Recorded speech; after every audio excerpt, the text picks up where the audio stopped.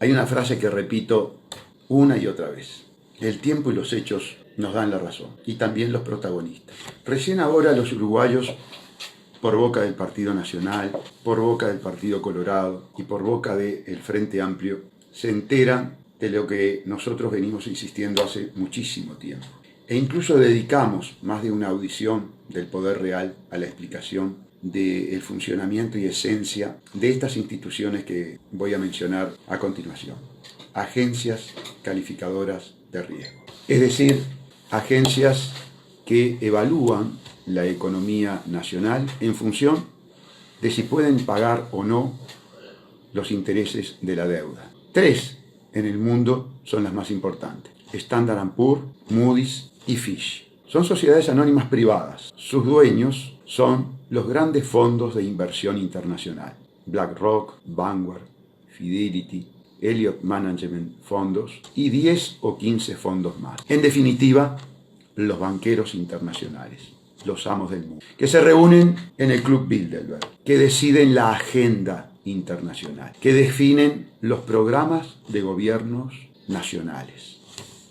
Desde estos micrófonos hemos dicho que hay 2 programas: la mentira para el pueblo, la mentira para insumo del electorado, y el real, que es el compromiso tras bambalinas que adoptan los futuros gobernantes con las agencias calificadoras de riesgo, que son las instituciones que se encargan de defender los intereses de los banqueros. Bien, en estos días, a raíz de que el doctor Lacalle Pou fue a hablar con las agencias calificadoras de riesgo, a contarles el verdadero programa, no lo que miente al pueblo en los distintos actos, en los que promete un país que va a ser Alicia en el País de las Maravillas, sino a comprometerse con las agencias calificadoras de riesgo a expoliar al pueblo uruguayo para satisfacer los intereses de la clase financiera internacional. Tal vez todos los que somos candidatos a presidente de la República recibamos las mismas presiones de estas agencias calificadoras. Lo importante es la conducta asumida frente al electorado. El único que dice que cuando se siente en el sillón presidencial, hipotéticamente, tendrá que recibir a los funcionarios de estas agencias, con los cuales ya se asumió un compromiso por parte de los presidenciables con posibilidades. Por supuesto, las agencias no van a venir a hablar con quienes objetivamente no tenemos hoy las posibilidades de ser presidenciables. Si lo fuéramos, ya estaban condicionándonos. Ya nos estaban diciendo: mire, doctor, está muy lindo su discurso, pero yo quiero saber qué compromiso asume usted con respecto al pago de la deuda, qué compromiso asume usted con respecto al déficit fiscal, qué compromiso asume usted con respecto a las inversiones extranjeras, a la posibilidad de entregar el agua, la tierra, el aire, lo que sea. Porque usted está endeudado, condicionado, nosotros somos sus acreedores, somos los instrumentos de los acreedores, nuestros dueños son los acreedores suyos, nuestros patrones. El comportamiento del Partido Nacional y de la economista Azucena Arbeleche pone de manifiesto que lo que nosotros decimos es tal cual. Es un reconocimiento al discurso del doctor Gustavo Salle de cómo se procede, no cómo se tiene que proceder, cómo se procede coercitivamente con respecto a estas agencias. Son los verdaderos gobernantes, tal cual lo dije la otra vez. Después sale Talvi, un individuo que siempre asume el rol un poco soberbio de decir que es gran conocedor de todos los aspectos económicos, y nosotros le tenemos que dar la derecha, que quien trabajó para Merrill Lynch, es decir, para una institución financiera que forma parte de la oligarquía financiera internacional, en su condición de empleado, por supuesto que conoce perfectamente bien cómo funciona. Cuán detestable es la forma en que funcionan estas calificadoras de riesgo y las agencias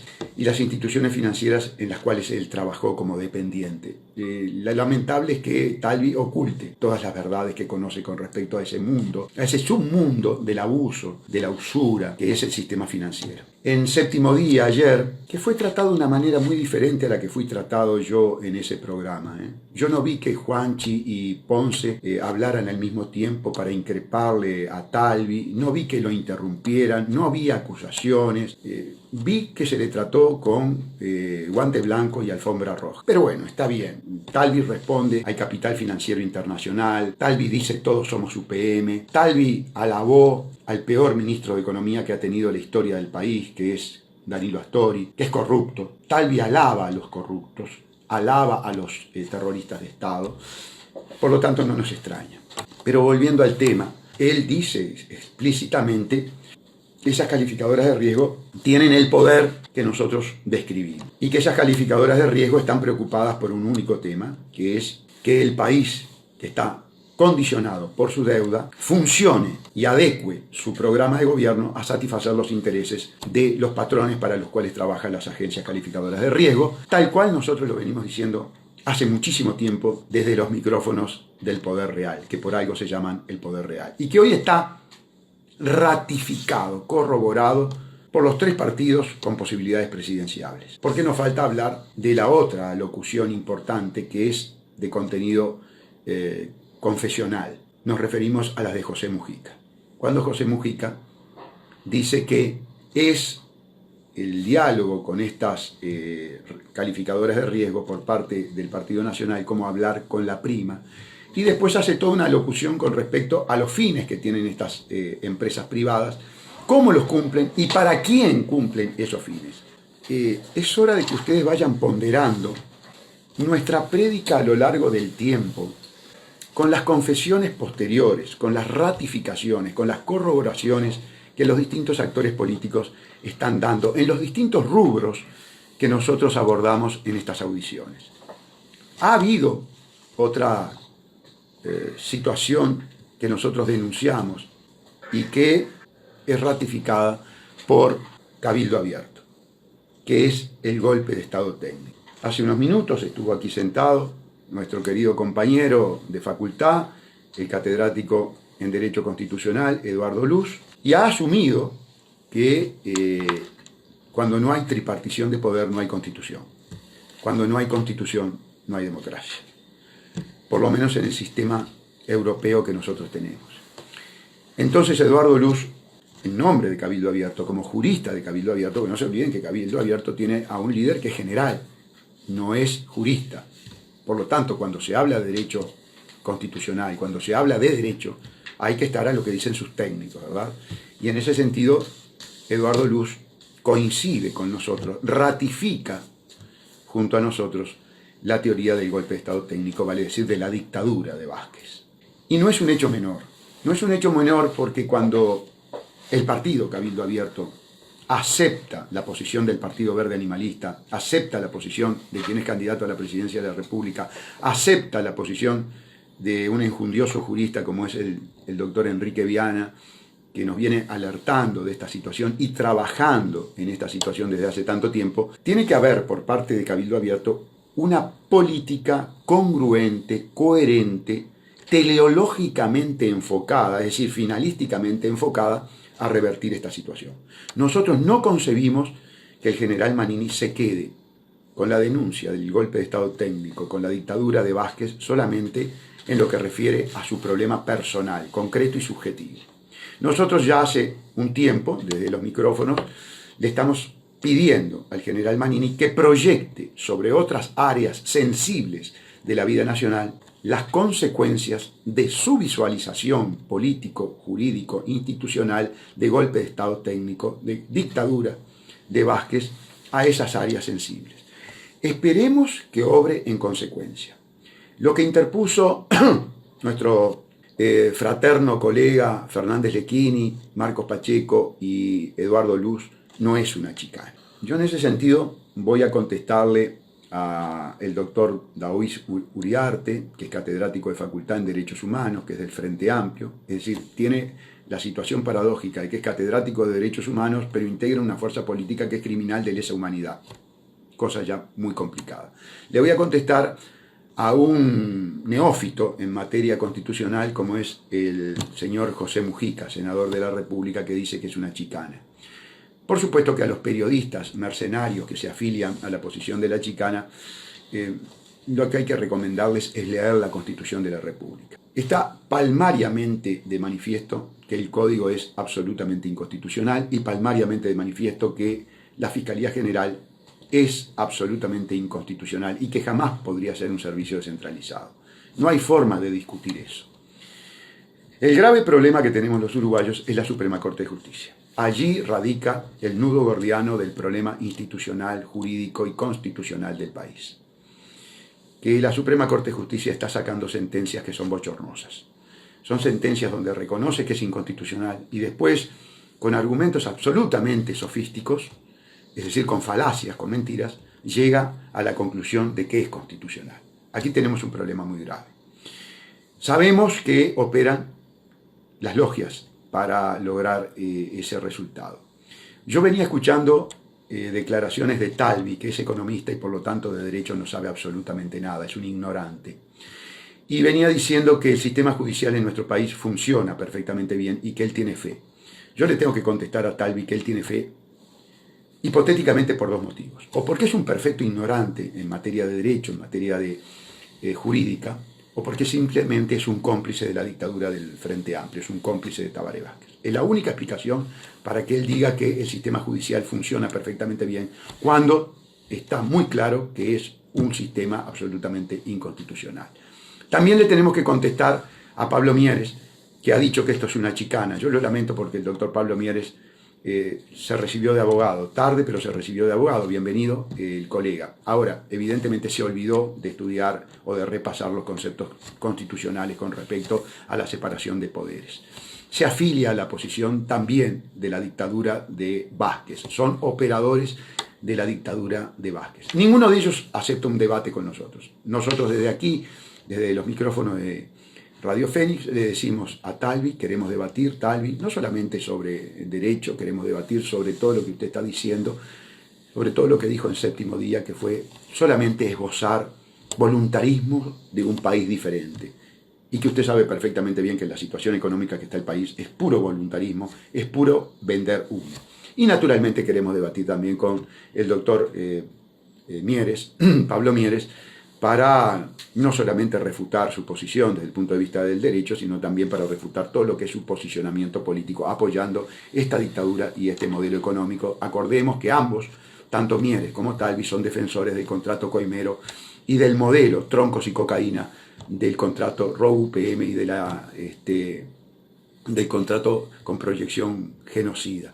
Todo lo que hemos venido denunciando se ha venido ratificando expresamente, pero por los propios protagonistas. Yo le pido a ustedes, amigos, que por favor lean las declaraciones que yo estoy refiriendo en esta alocución, para comprobar que todo lo que hemos dicho está ratificado por los protagonistas. Es una exhortación que les estoy efectuando. Ahora le doy la bienvenida a Enrique.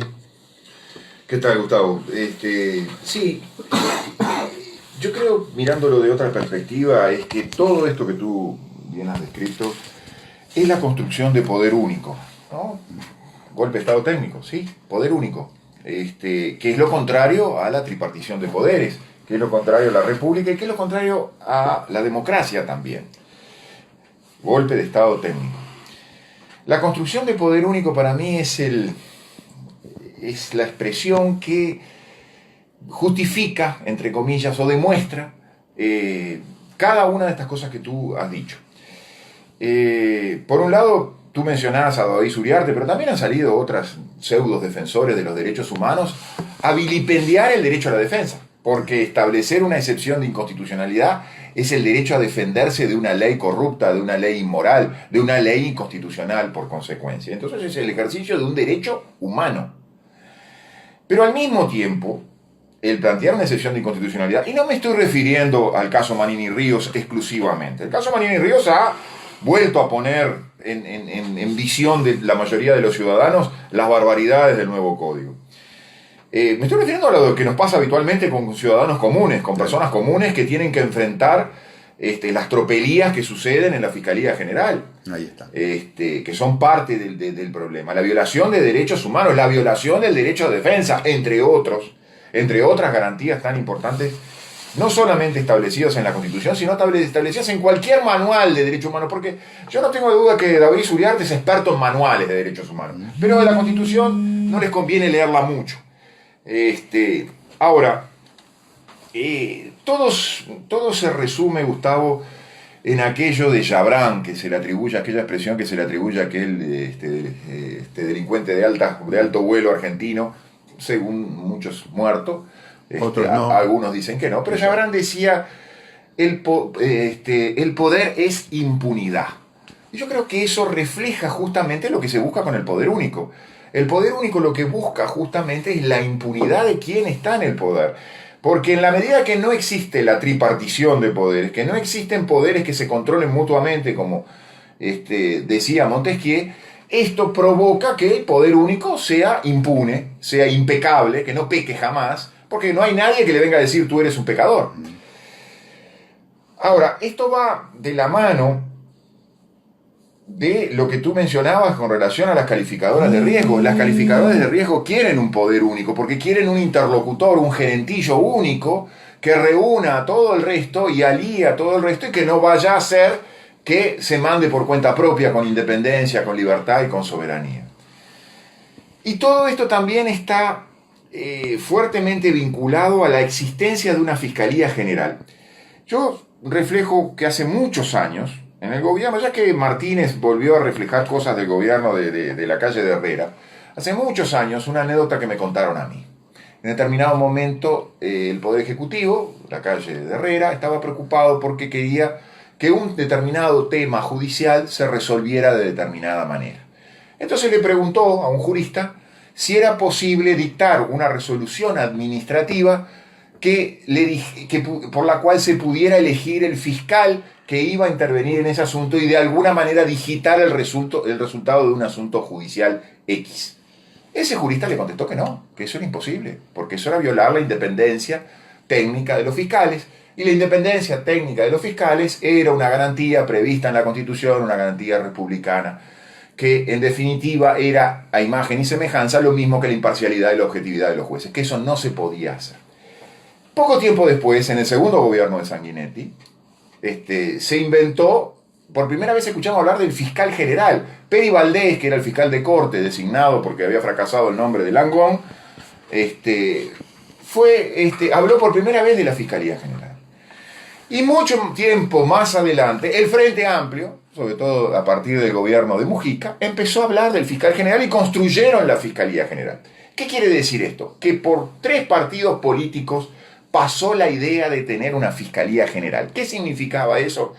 Tener un fiscal de gobierno que decidiera en la faz judicial. Tener lo que yo siempre he mencionado como la palanca. Aquella palanca, aquel mango, que va hacia adelante cuando hay que procesar a alguno y que va hacia atrás, y sobre todo, específicamente, que va hacia atrás cuando hay que poner el freno y no procesar a alguien. Es decir, esa palanca que permitiera la impunidad del poder único, del poder trabajando para las calificadoras de riesgo, del poder corrupto. Eso ha sido construido por los Daoíz Uriarte, por los Mieres, por los colorados de Talvi, por la gente de la calle.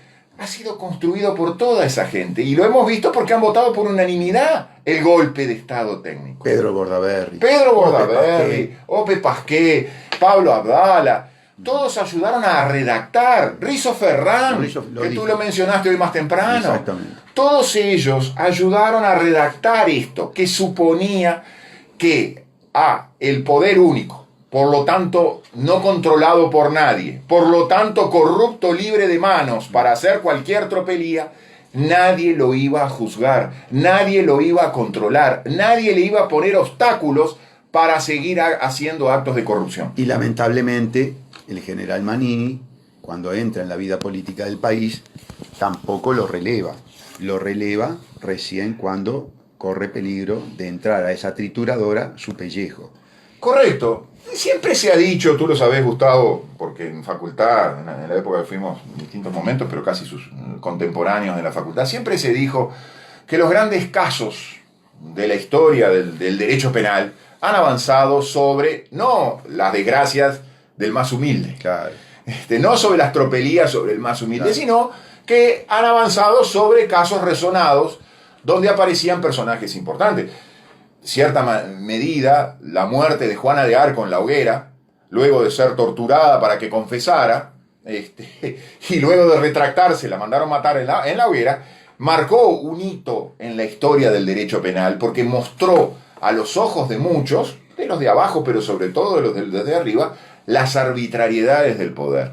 Y de alguna manera la historia, para bien o para mal, con idas y retrocesos, hoy estamos en un franco retroceso, ha querido defender justamente esas garantías para que no se produzcan estas barbaridades del poder único, del poder corrupto, del poder que nunca peca, porque ha obtenido para sí aquello de Chabrán, ¿no? Este poder es impunidad, el estadio mayor de la impunidad. En los tiempos actuales, y eso es lo que a uno más le golpea, quizás porque no vivimos tiempos pasados, pero lo cierto es que esta impunidad tiene un fuerte olor, una fuerte presencia del dinero, de la corrupción. Y hay una fuerte presencia de que no solo yo me enriquezco, no solo yo enriquezco a mi partido, no solo yo me mantengo en el poder con dinero, sino que el dinero es el único objetivo y que todos los demás ideales, llámense derechos humanos, llámense instituciones públicas decentes, ya no importan. Y pasa una especie de topadora que arrasa totalmente todo y que tiene su simiente, como lo hemos dicho, en los partidos políticos. Por eso, yo voy un poquito más, a decir, a veces es al revés, pero yo voy un poquito más en la interpretación. Yo no creo en desconocimientos, en ignorancia, en que los políticos sean burros, sobre todo los que tú mencionaste. Todos saben perfectamente esto. Tú arrancaste diciendo, antes que yo llegara, de que los hechos nos dan la razón. Tú dijiste además que hay una suerte de sucesivas confesiones, yo le llamo los epitafios de Mujica, ¿no? Correcto. Pero yo creo que esas confesiones van a seguir en aumento, porque hemos llegado a un punto en que, primero, no existen grandes diferencias entre el Partido Nacional y el Frente Amplio, por mencionar, por decir algo. En segundo lugar, que todos van a tener que salir corriendo a las calificadoras de riesgo y al Fondo Monetario Internacional todos en diciembre, sí, porque el país no aguanta marzo. Es un problema que tenemos, que no sucede lo mismo que sucede en otros países, donde al mes siguiente de ser electo el gobierno asume el otro. Tenemos un periodo de vacancia ahí muy complicado. Pero todos van a tener que salir a pedirle al amo que tire algo de oxígeno. Hoy hablaba, no sé quién era, hablaba de oxígeno, creo que la calle Pou, de que la libertad tiene que asfixiar, como si fuera... Digo, no, la libertad no tiene que asfixiar. Lo que no nos tiene que asfixiar es el estado en el que estamos, claro, que justamente no es de libertad, cuando el doctor Tabaré Vázquez y el doctor Miguel Ángel Toma decide quiénes van presos y quiénes no. Es lugar de un juez. Sí, efectivamente. Lo que yo estoy insistiendo, Enrique, es que no se puede quedar el general Manini en una posición de defensa concreta, subjetiva y solamente salvando su pellejo. Por supuesto. Ahí desvirtúa la interposición de los recursos de inconstitucionalidad que nosotros venimos interponiendo hace muchísimo tiempo. Bueno, volvemos a la transmisión de Radio Fénix X40 y queríamos plantearle lo siguiente a la gente. Fuimos denunciantes del caso de omisión y retardo en denunciar delito. Fuimos denunciantes del presidente Vázquez, fuimos denunciantes del secretario de la Presidencia, Miguel Ángel Toma, y por tanto fuimos denunciantes de todos aquellos otros funcionarios que eventual e hipotéticamente tuvieran algún tipo de responsabilidad en esta situación. El estudio de la vista fiscal del fiscal Rodrigo Morosoli, yo quiero hacer una aclaración en este sentido. El fiscal Rodrigo Morosoli está sujeto a directivas. El fiscal Rodrigo Morosoli no puede resolver conforme a su leal saber y entender. No tenemos absolutamente nada personal con el doctor Rodrigo Morosoli, por el contrario, tenemos un excelente trato con este joven fiscal, que ya lo conocemos de la época en que fue fiscal en Maldonado. Así que en lo personal, absolutamente nada. En lo institucional, estamos total y absolutamente enfrentados. Rodrigo Morosoli está sujeto a las directivas por imperio de la ley 19.483. Correcto. Ley de las directivas generales y concretas, porque tenemos ejemplos de directivas concretas.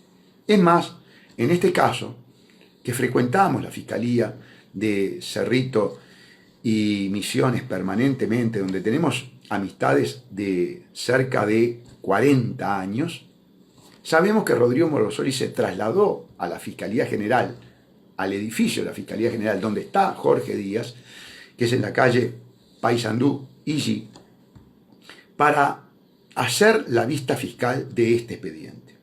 Y en la vista fiscal de este expediente se pidió la formalización del general Manini y se archivó expresamente la denuncia con respecto a Vázquez y a Thomas. En realidad se hicieron 2 dictámenes, lo cual aumenta el olor a trampa, ¿no? Se hicieron 2 dictámenes. Un dictamen que nosotros no hemos podido tener acceso porque no ha sido publicado, es en el cual se solicita la formalización de Manini. Y otro dictamen donde se hace todo el mismo relato básico, pero en un capítulo final de 2 carillas se argumenta o se intenta argumentar a favor de la no responsabilidad penal de la jerarquía de presidencia. Ni siquiera se animan a decir quiénes son las jerarquías de presidencia. Obviamente que la jerarquía número 1 de presidencia o la jerarquía de presidencia es el presidente de la República, Tabaré Vázquez. Pero ni siquiera lo menciona. Ahora, pero perdóname, sí. Enrique, en el dictamen publicado en el que se pide la formalización de Manini, también hay un capítulo, el final, en el que exculpa expresamente diciendo que no hubo dolo y que no era el organismo pertinente en denunciar la presidencia de la República. Sí, correcto. Yo creo que formalmente hay dos pronunciamientos, la línea argumental de los dos es exactamente la misma. Pero lo cierto es que esto tiene importancia, porque en la que a nosotros nos interesa específicamente, que es el dictamen, la resolución, no es un dictamen, es una resolución, es un acto administrativo, por el cual dan por terminada la investigación, para que el oyente lo entienda mejor, dan por archivado la situación de Vázquez y el resto de los funcionarios de la Presidencia de la República. Yo creo que ese es el mejor ejemplo que explica al oyente cómo funciona el sistema. El sistema está hecho para que el gobierno tenga la capacidad para decir, contra mí no voy. No, el gobierno tiene la posibilidad, yo no me voy a pedir mi propia formalización. Yo, Tabaré Vázquez, no me voy a pedir que me formalicen. Yo, Miguel Ángel Thomas, no voy a pedir que me formalicen. ¿Y cómo puedo yo hacer eso? Porque tengo una fiscalía general, una fiscalía de gobierno, que además, a partir del nuevo código, no por las leyes de fiscalía, sino a partir del nuevo código, tiene el monopolio de la instrucción que le fue arrancada a los jueces. ¿Qué quiere decir esto? Que antes los jueces que fueron abandonando, fueron abdicando poder, fueron entregando poder, habían renunciado al procesamiento de oficio. Exacto. Ahora, el procesamiento de oficio era muy importante porque era la expresión del control del Poder Judicial sobre las barbaridades del Poder Ejecutivo. Y acá se ve claramente, si hoy los jueces pudieran instruir, si hoy los jueces pudieran procesar de oficio, no pasaría la barbaridad de que el gobierno se archive las denuncias contra el gobierno. Bien. Eso que es muy fácil de entender leyendo nada más que los artículos 15, 16 y 22 de la Constitución, no se precisa mucho más que eso, ha sido desvirtuado totalmente ex profeso con la creación de esta fiscalía y la puesta en vigencia del nuevo Código del Proceso Penal. Es la construcción de lo que los norteamericanos llaman obstrucción a la justicia, es decir, ponerle un muro al Poder Judicial para que no pueda investigar los crímenes del Poder Ejecutivo. Y si el Poder Judicial no puede investigar los crímenes del Poder Ejecutivo, nos acercamos, volvemos a los tiempos del rey impecable, del rey que no cometía delito, jamás podía ir contra la ley porque el rey estaba por encima de la ley. Bien. Ahora, esta situación de lo que los norteamericanos llaman obstrucción a la justicia, un mecanismo por el cual el Poder Ejecutivo, llámese Policía, Ministerio del Interior, o el Poder Ejecutivo, llámese Fiscalía General, impide una investigación a los gobernantes corruptos o a los gobernantes que cometieron delito y no se quiere investigar porque eso significaría ir contra su propio partido en el poder, tiene un establecimiento en el Código Penal uruguayo que es el delito de encubrimiento. Ahí está. Por eso tú bien has dicho muchas veces Maquinaria. que además de ser una maquinaria que favorece la impunidad, es por lógica consecuencia una maquinaria que obstruye la justicia, una maquinaria de encubrimiento. Ustedes saben que respecto de este tema, de la formalización de Manini y del archivo de la investigación respecto de Vázquez y de Toma, el fiscal Morosoli habló con el periodismo. Y es muy importante lo que dijo ante el periodismo. Yo primeramente quiero señalar lo siguiente. El servicio descentralizado implica que el jefe, el patrón, es Vázquez. Después, como Toma tiene la posibilidad de dictar directivas al fiscal general a través de un consejo que integra Toma, también Toma es patrón de Díaz. Díaz tiene dos patrones entonces, en realidad tiene tres porque hay uno que está en el ámbito privado, que ya lo voy a decir, no se preocupe. Los patrones son el presidente de la República, el secretario de la presidencia de la República. Yo te agregaría un tercero, que es el Ministerio del Interior, porque todo el sistema de la Fiscalía está metido adentro del Ministerio del Interior. O sea que Bonomi también tiene injerencia. Cuando hay una denuncia contra Toma o cuando hay una denuncia contra Vázquez, el primero que se entera no es ni Toma ni Vázquez, es Bonomi. Es Bonomi. Así que tenemos otro patrón que es Bonomi. Luego viene en la cadena de mando, por decirlo de alguna manera, o en el organigrama civil. Yo creo que es un poco, Gustavo, como la organización es un poco como al estilo MLN. Mandan todos, son distintas células, todos tienen un general arriba que los manda, pero lo cierto es que todos mandan un pedacito de todos. Tienen una cuota de poder. Exacto. Después está Díaz, ¿verdad? El fiscal comunista, que es el que instrumentaliza directamente y hacia las bases el encubrimiento. El encubrimiento. No hay político que se anime a decir en este país que Díaz está encubriendo. Es decir, Díaz está cometiendo delito. Pero Díaz tiene la maquinaria de investigación. Por lo tanto, no se va a investigar así. Y finalmente llega Rodrigo Morosoli, que instrumentaliza, lleva a la práctica, convierte en tinta sobre papel todo lo que esta maquinaria primero elucubra con respecto a una situación institucional. Todo votado por unanimidad, no nos olvidemos nunca de eso. Lamentablemente votado por unanimidad, votado por blancos, sí, colorados que colaboraron en la redacción, porque eso es muy importante para saber por qué no reaccionan frente a esto que supone ser, que es un golpe de Estado. Correcto. Son cómplices, a ver, Talvi, Mieres, Lacalle Pou, son cómplices. Los otros candidatos a la presidencia de la República son omisos, negligentes, no les preocupa, no se la juegan. El único candidato a la presidencia de la República que se la juega es el doctor Gustavo Salles. Los demás, o colaboracionistas, omisos, no se la juegan.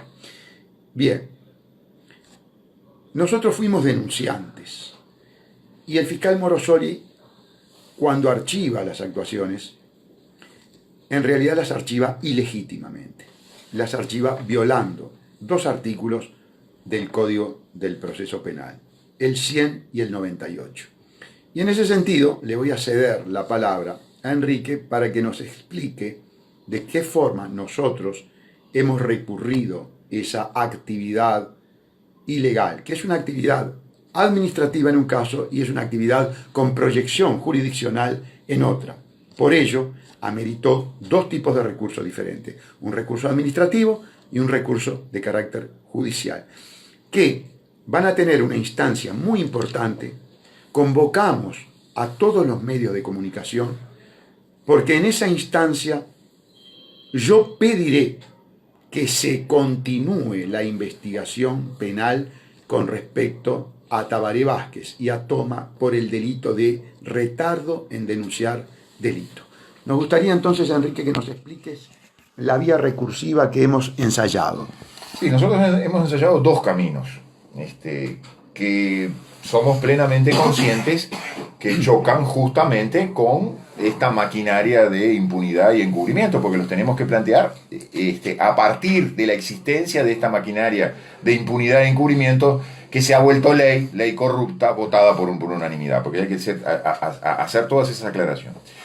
¿Cuáles son estos dos mecanismos? Primero, esta decisión no es un dictamen, como yo decía, esta decisión de dar por terminada la investigación respecto de las jerarquías de presidencia, de dar por archivada la investigación de quienes retardaron 21 días y si no fuera porque Leonardo Abercón Ahí está. pues saca la prensa, el retardo hubiera continuado hasta nuestros tiempos y por los tiempos de los tiempos. Sí, señor. Retardo en el cual son responsables el señor presidente de la República, Tabaré Vázquez, y el señor ministro Menéndez en su momento, ¿no? A quien después se le quisieron endilgar culpas, al igual que al general Manini y al igual que a los generales del Tribunal de Honor. ¿Todo para qué?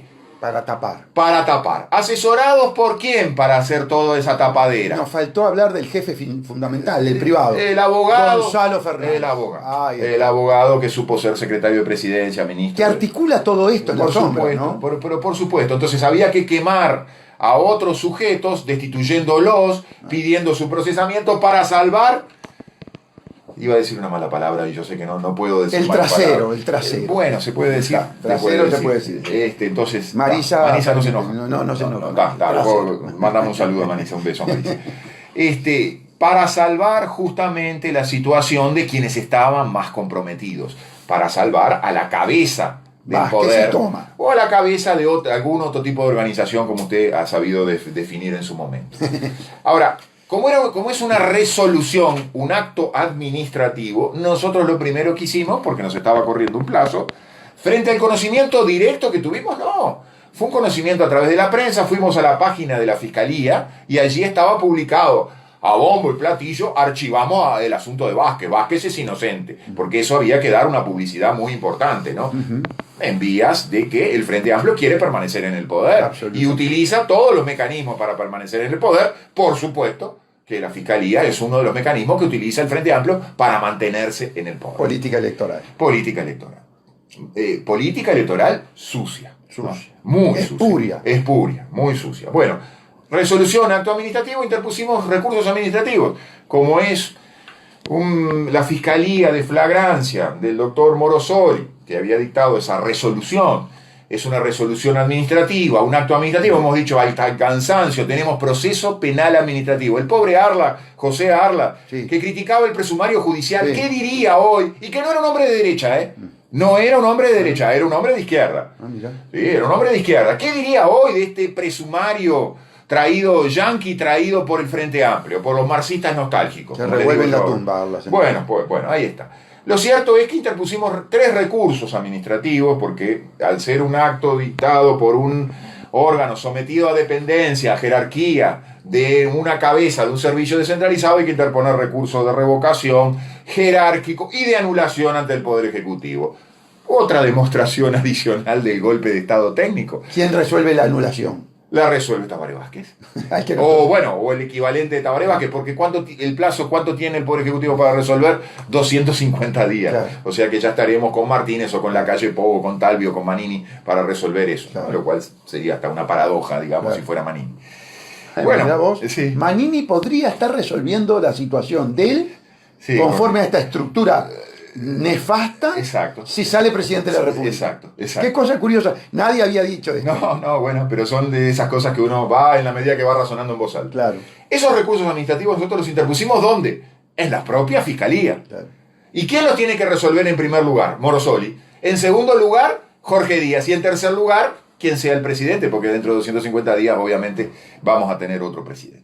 Capaz que lo tiene que resolver usted, doctor. Y capaz que sí. Ahí sería la única hipótesis que estaría garantida la anulación de esa resolución de archivo. Voy a prejuzgar. Voy a prejuzgar. Va a prejuzgar. Porque le voy a dar la No, pero razón. no prejuzga. Pero porque fíjate la vos qué administración no se paradójico. prejuzga. Vos fíjate qué paradójico.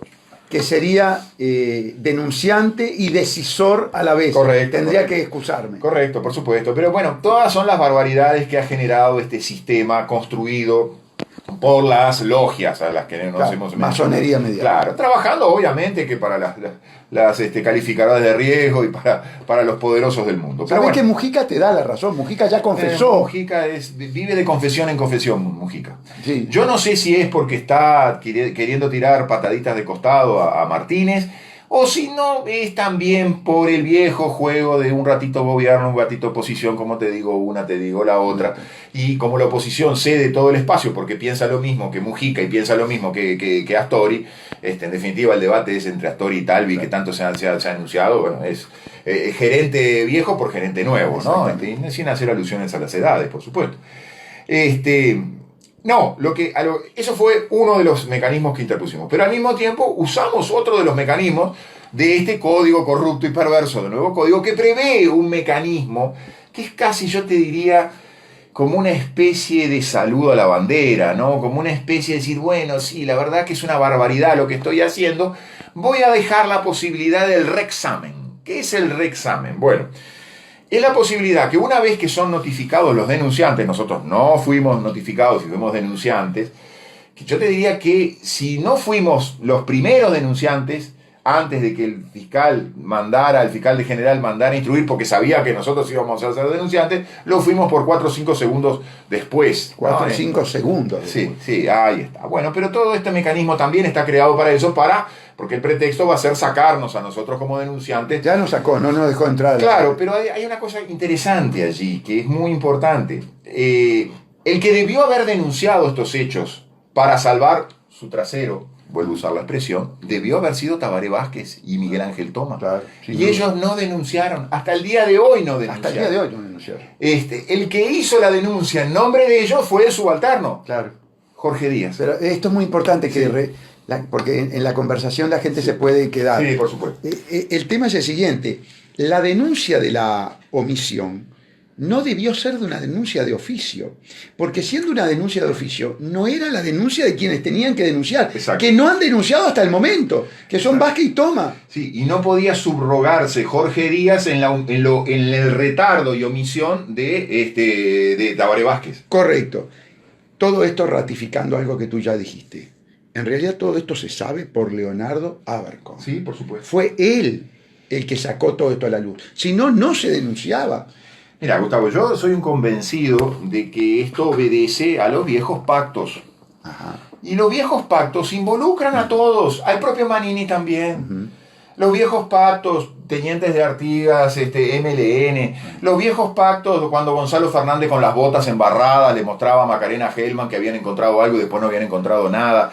Es todo el uso del tema de los desaparecidos, del tema de la violación de los derechos humanos con un fin electoral. Lo que pasa es que algunas cosas pueden mostrarse y otras no. En realidad, la omisión de denunciar, el encubrimiento, viene de tiempo muy atrás. Pero ya lo dijo Gonzalo Fernández, ya lo confesó. Sí. Gonzalo Fernández, para salvar a sus dos clientes, Correcto. dice, no, pero esto es viejo, esto ya lo sabíamos, esto no tiene sentido. Correcto. Bueno, pero el reconocimiento de los viejos acuerdos y de los viejos pactos, que muchos frente amplista, creo que muchos inocentemente todavía, aunque cuesta creer que sean inocentes, Sí, ya a esta altura. No quieren darse cuenta. Por aquello de la camiseta tatuada, del muñeco de interior ese que se muñeco mueve. bolche, El como muñeco dice que usted. se mueve para un lado y para el otro, para la izquierda, para la derecha, que lo hacen levantar los brazos o saltar o hacer hasta la bandera, lo pueden llegar a hacer. Bueno, pero con respecto a los recursos, Sí, ¿qué pasa el 15? nosotros interpusimos lo que se llama una solicitud para que se haga una audiencia oral y pública, así lo establece el código en el artículo 98, ante un juez X, un juez penal. Ya lo tenemos. Sí. Marcelo Souto. Sí, que es lo que la doctrina tan alegóricamente nos ha dicho el juez de garantías. La garantía, vamos a ver. Bueno, El juez de garantía. ahí está. El juez de garantías tiene además por el artículo 100 que requerirle los antecedentes sobre los cuales dispuso ese archivo, entre comillas, de los jerarcas de presidencia. Le tiene que pedir la carpeta, la famosa Le tiene que pedir la carpeta. carpeta, le tiene que pedir la resolución, pero no alcanza solo con la resolución. La resolución más las carpetas. Yo creo que hay más de una carpeta, porque está la carpeta con la denuncia nuestra y debe estar la carpeta con lo que se hizo a espaldas nuestras, porque no se nos dejó participar Claro, tampoco. claro.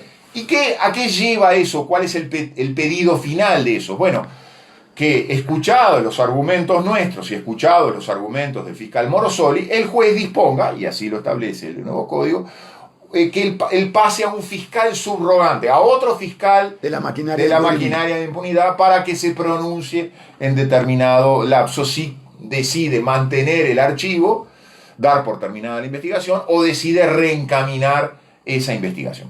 ¿Qué quiere decir esto? Bueno, que llegamos un poco al callejón sin salida, ¿no? Llegamos y nos topamos con el muro, con la obstrucción de la justicia, porque muy probablemente, no nos anticipemos, pero muy probablemente, si se llega a ese momento, ese nuevo fiscal sometido a directivas, como bien dijiste tú, Claro. no va a decir nada distinto de lo que ya dijo el doctor Morosoli. Y esto es otra vez la comprobación de lo que habíamos dicho. Al sacarle a los jueces la posibilidad de instruir los crímenes, al sacarle a los jueces la posibilidad de procesar de oficio sin que venga una fiscalía de gobierno a decirle que puede procesar, creamos impunidad, obstrucción de justicia. Entonces, estos mecanismos que nosotros estamos usando, en realidad nos llevan en determinado momento a chocar, a mirarle, a verle a los ojos prácticamente, nariz con nariz, a verle la cara al diablo construido. Enrique, pero una cosa importante que Sí. quiero decir. Esta audiencia del 15 es una audiencia de fundamental importancia en todo este tema de Gavazo. Los medios de comunicación, amigos, no han relevado para nada esta noticia. No le han dado ni... Salió en el Twitter mío, ahora está saliendo en el Facebook, está saliendo... Pero no me gustó. Sí. No, te voy a decir algo más. Sí. Esta audiencia es fundamental, pero no por el tema Gavazo, ni por el tema Manini, ni por el tema específico de que Vázquez cometió delito y que Miguel Ángel Toma cometió delito. Sí. Esta audiencia es fundamental para que la gente lo entienda claramente. Nosotros no defendemos más que los intereses generales, los intereses del pueblo. Claro. Que no defendemos más que la Constitución, que estamos tratando de que la Constitución valga. Claro. Con los elementos a veces instrumentales más horribles para ser usados, usando hasta las armas del enemigo. Y las armas del enemigo. ¿Por qué? Porque nuestra desesperación no es por la situación de Manini. Nuestra desesperación ni siquiera es por la situación de Vázquez o la de Toma. Nuestra desesperación es el golpe de Estado técnico. Exacto. Que se destruyó totalmente el Estado de Derecho. Y que se destruyó, y eso es lo que uno trata de enseñar o de poner delante de la gente, se destruyó con el amén del Partido Nacional, del Partido Colorado y del Partido Independiente, y eso es inconcebible porque eso nos muestra que tuvimos 15 años, Gustavo, donde no tuvimos oposición. Claro. Otra vez poder único. Claro. Claro. La audiencia del 15 es oral y pública, amigos. Por lo tanto, ustedes pueden ir. Es el 15 de octubre a la hora 10 en el juzgado penal de 30 turnos en la calle Juan Carlos Gómez y Reconquista. Pueden entrar a la audiencia. Nosotros expresamente le vamos a pedir al doctor Marcelo Souto que sea transmitida, que permita la transmisión. ¿Por qué? Porque es un tema institucional, como lo acaba de decir Enrique. Aquí está involucrado el interés de todos y cada uno de los uruguayos. Porque aquí el cuestionamiento no es un cuestionamiento en defensa de Manini. No, no. A Manini lo defienden sus excelentes abogados. Viana y Salle están defendiendo las instituciones, el Estado de Derecho, el sistema democrático. La prueba está que la hicimos repartición denuncia hace como 3 meses. Hace 3 meses. Antes de que alguien pudiera imaginarse que iba a ocurrir esto, sí podíamos imaginar, por eso fuimos denunciantes, que se iba a buscar la impunidad de las jerarquías de presidencia. No podíamos imaginar que se iba a procesar a un tercer sujeto para ocultar la culpabilidad, la culpa de la jerarquía. Es además la expresión más importante para que la gente entienda cómo funciona esto, pero no solo cómo funciona en este caso, sino cómo está funcionando en todo el sistema. Exactamente. Bueno, se nos fue el tiempo, amigos. Nos reencontramos el próximo lunes. Un abrazo.